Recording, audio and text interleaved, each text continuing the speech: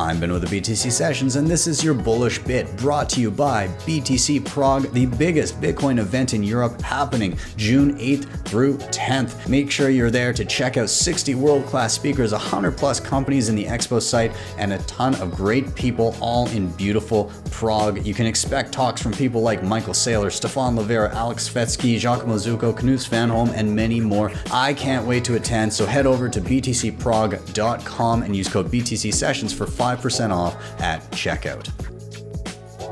I think right now we're kind of living in an era that's very unique in the way that speech is now instant and global. Money has now become speech through Bitcoin in particular. The point at which the political pendulum has gone, as far left as it was going to go. And now we're starting to see like the push back to that, and kind of the pendulum starting to swing a little bit the other direction.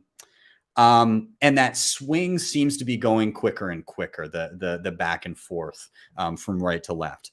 We're also seeing just about everybody questioning our institutions, right? Because we've seen a lot of polarization, and then we've seen everybody being angry in very recent memory at whoever the person in power was that they didn't agree with, whether that was 4 years ago or whether that is today. Doesn't matter. Somebody's been angry in the past 4 years.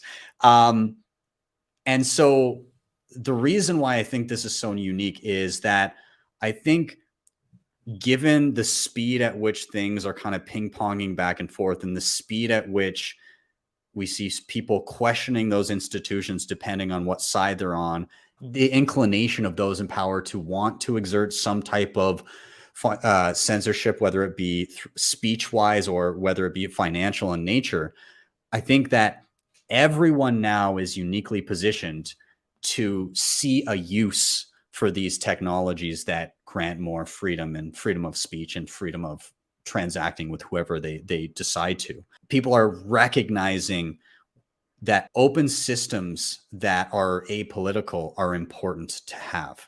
And so we see that coming in the form of, obviously, like the internet, but there's definitely ways that things can be clamped down upon on the internet. But now with Bitcoin and with Nostr, we're starting to see people building these solutions of, God, we really just need to be able to have open discussions and sort things out through reasoning as opposed to silencing.